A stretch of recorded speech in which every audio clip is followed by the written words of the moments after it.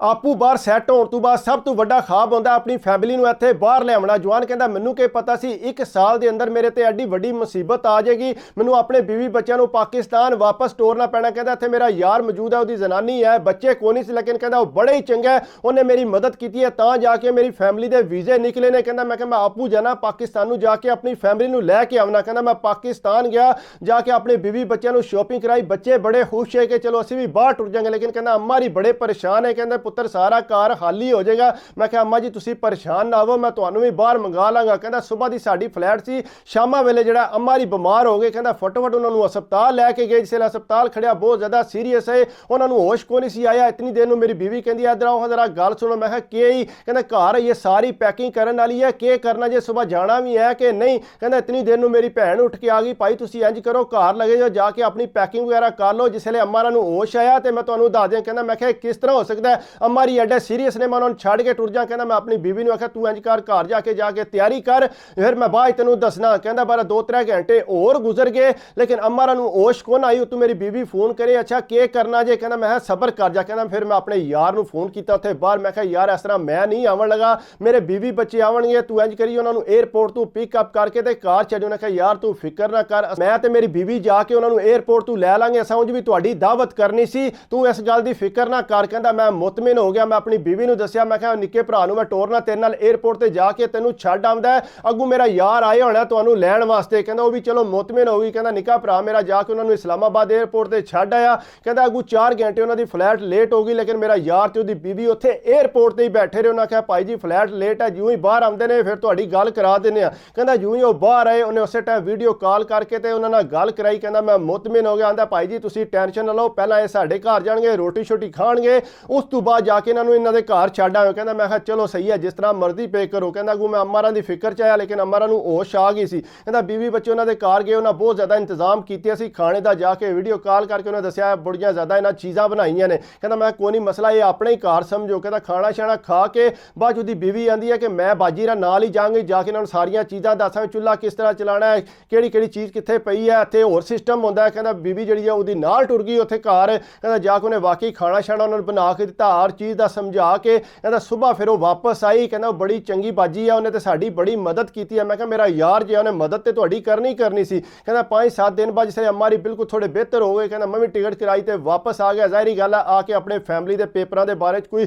करना सी। कहंदा आके फिर अपनी फैमिली के पेपरों वगैरह दौड़िया तां जाके उन्होंने कार्ड वगैरह लभे। कहंदा यार मेरा सारी मेरी मदद करता रहा। कहंदा होर छड़ के मेरी जनानी दी ते उहदी जनानी दी बहुत ज़्यादा आपस च दोस्ती हो गई सी। कहंदा साडे बच्चिआं नूं लै जांदी सी खिडाउण वास्ते। कहंदा बड़े मुतमिन हो गए सा। 1 साल कहंदा इस तरह गुजर गया, सानू पता भी ना लगा कि साडी इतनी गूढ़ी साडी आपस च यारी हो गई है। कहंदा बहरहाल होया इंज कि असीं मियाँ बीवी घर ही सा, साडे घर दी बैल वजी, जूं ही कहंदा दरवाज़ा खोलिया तो अगे 2 पुलिस वाले इन्हां नूं हाथ च लैटर फड़िया ते कहंदा लैटर आंदे जी ए तुहाडे वास्ते लैटर है, सुबह जिहड़ा तुसां जाके लाजमी उत्थे मीटिंग करनी है दफ्तर च। कहंदा असां पुछया किस चीज़ दा लैटर? तुहाडे कोल बच्चिआं दे मसले च है, तुसीं इत्थे साइन करो ते जाके सुबह उन्हां कोलों पुछ लिओ। कहंदा असां उत्ते डिटेल कोई नहीं सी लिखी। कहंदा असां साइन कर दित्ते, अगे एड्रैस लिखे असीं किहड़ी जगह ते असां जाना है। कहंदा मैं परेशान हो गया, अगे लोकां दीयां गल्लां सुणियां सी, लेकिन कहंदा मैं कहा चलो सुबह जाके पता लग जाएगा। कहंदा सुबह जिसले मियाँ बीवी दोए उत्थे गया, उन्हां जाके आख्या कि तुसीं इंज जिहड़ा अपने बच्चिआं नूं घर मार दिओ। कहंदा नहीं असीं ते कोई नहीं मारदे। उन्हां कहा तुहानूं बच्चिआं ने शिकायत कीती? उन्हां कहा नहीं बच्चिआं ने शिकायत कीती है या नहीं कीती, तुसीं ये दसो कि तुसीं अपने बच्चिआं नूं मार। कहंदा नहीं असीं ते कोई नहीं मारदे, असीं ते बहुत ज़्यादा अपने बच्चिआं नूं प्यार करने आ। कहंदा उन्हां फोटोआं कढ के दस्सियां और छड़ के एक वीडियो क्लिप कढ के दस्सिया,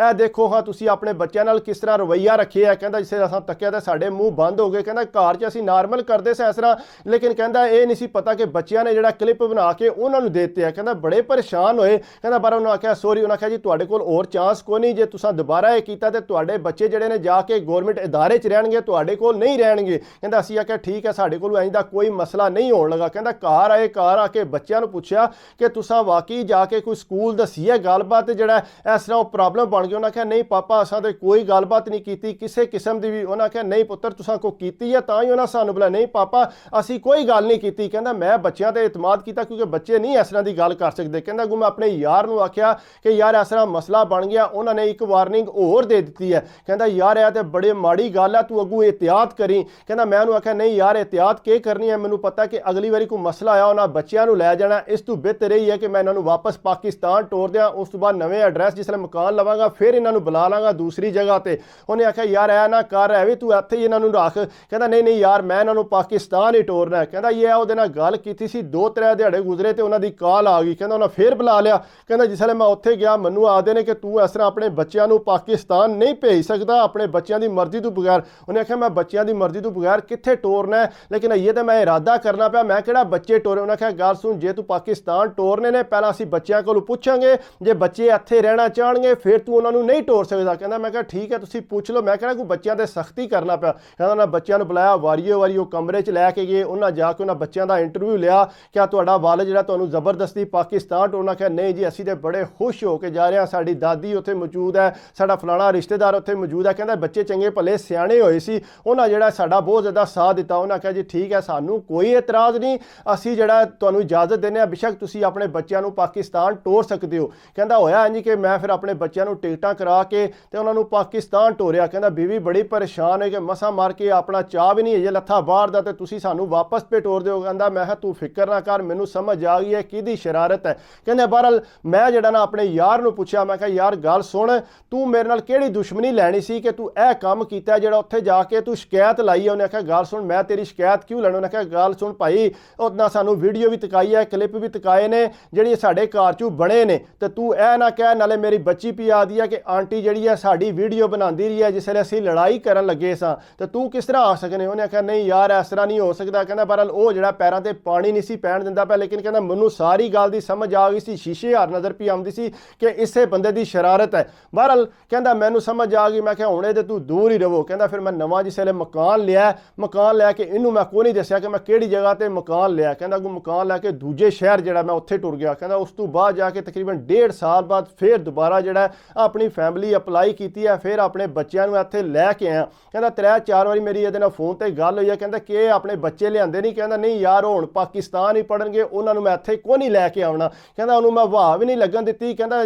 ਚਲੋ ਮੇਰੇ ਘਰ ਦੇ ਜਾਣਾ ਚਾਹੁੰਦੇ ਸੀ ਉੱਥੇ ਪਾਕਿਸਤਾਨ, ਤੁਹਾਡੇ ਕੋਲ ਨਹੀਂ ਨਹੀਂ ਯਾਰ ਅਸੀਂ ਘਰ ਕੋਈ ਨਹੀਂ। ਕਹਿੰਦਾ ਮੈਂ ਉਹਨਾਂ ਨੂੰ ਪੱਕੀ ਗੱਲ ਹੀ ਨਹੀਂ ਦੱਸੀ ਅਸੀਂ ਕਿਹੜੀ ਜਗ੍ਹਾ ਤੇ ਆ, ਕਿੱਥੇ ਰਹਿ ਰਹੇ ਹਾਂ। ਕਹਿੰਦਾ ਮੈਂ ਫਿਰ ਉਹਦੇ ਤੋਂ ਕੰਨੀ ਕਤਰਾ ਲਈ, ਮੈਨੂੰ ਕੀ ਪਤਾ ਉਹਦੇ ਅੰਦਰ ਕਿਹੜੀ ਕੋੜ ਆਈ, ਹਰੇ ਉਹਦੇ ਘਰ ਔਲਾਦ ਕੋਈ ਨਹੀਂ ਸੀ, ਇਸ ਵਜ੍ਹਾ ਤੋਂ ਉਹ ਮੇਰੇ ਤੋਂ ਸੜ ਗਿਆ ਕਿਉਂਕਿ ਅਸੀਂ ਬਹੁਤ ਜ਼ਿਆਦਾ ਘਰ 'ਚ ਖੁਸ਼ ਸਾਂ, ਲੇਕਿਨ ਇਹ ਨਹੀਂ ਸੀ ਮੈਨੂੰ ਪਤਾ ਕਿ ਇਹ ਹੀ ਮੇਰਾ ਦੁਸ਼ਮਣ ਨਿਕਲੇਗਾ। ਕਹਿੰਦਾ ਸਭ ਤੋਂ ਅੱਛਾ ਦੋਸਤ ਮੈਂ ਇਹਨੂੰ ਹੀ ਸਮਝਦਾ ਸਾਂ, ਮੈਨੂੰ ਨਹੀਂ ਸੀ ਪਤਾ ਕਿ ਮੇਰੇ ਪੈਰਾਂ ਤੇ ਇਹਨੇ ਕੁਹਾੜੀ ਮਾਰਨੀ ਹੈ। ਇਸ ਤਰ੍ਹਾਂ ਕਰਕੇ ਬਚਿਆ ਕਰੋ, ਜਿਹੜਾ ਤੁਹਾਡਾ ਯਾਰ ਬਣਦਾ ਹੋ ਸਕਦਾ ਤੁਹਾਡਾ ਦੁਸ਼ਮਣ ਹੋਵੇ। ਖਾਸ ਕਰ ਜਿਸਲੇ ਆਪਣੇ ਬੀਵੀ ਬੱਚਿਆਂ 'ਚ ਬੈਠੇ ਹੋ ਤੇ ਬਹੁਤ ਜ਼ਿਆਦਾ ਇhtiyat ਕਰਨੀ ਚਾਹੀਦੀ ਹੈ ਗੱਲਬਾਤ ਤੋਂ, ਬੱਚਿਆਂ ਨਾਲ ਸਲੂਕ ਨਾਲ, ਕਿਉਂਕਿ ਹੋ ਸਕਦਾ ਤੁਹਾਡੇ ਤੇ ਬਹੁਤ ਜ਼ਿਆਦਾ ਬੋਝ ਵੀ ਬਣ ਸਕਦਾ, ਨੁਕਸਾਨ ਵੀ ਹੋ ਸਕਦਾ। ਬਾਕੀ ਅਗਰ ਮੇਰੀ ਵੀਡੀਓ ਤੁਹਾਨੂੰ ਅੱਛੀ ਲੱਗੇ ਤੇ ਪਲੀਜ਼ ਯਾਰ ਲਾਈਕ ਵੀ ਕਰਿਆ ਕਰੋ, ਕਮੈਂਟਸ ਵੀ ਕਰਿਆ ਕਰੋ, ਸਬਸਕ੍ਰਾਈਬ ਕਰ ਦਿਓ ਤੇ ਦਿਲ ਖੁਸ਼ ਹੁੰਦਾ। ਬਾਕੀ ਦੁਆਵਾਂ 'ਚ ਯਾਦ ਰੱਖਿਆ ਕਰੋ, ਆਪਣੀ ਸਿਹਤ ਦਾ ਖਿਆਲ ਰੱਖਿਆ ਕਰੋ, ਸਿਹਤ ਦਾ ਤੇ ਸਭ ਕੁਝ ਹੈ। ਅੱਲਾ ਹਾਫਿਜ਼।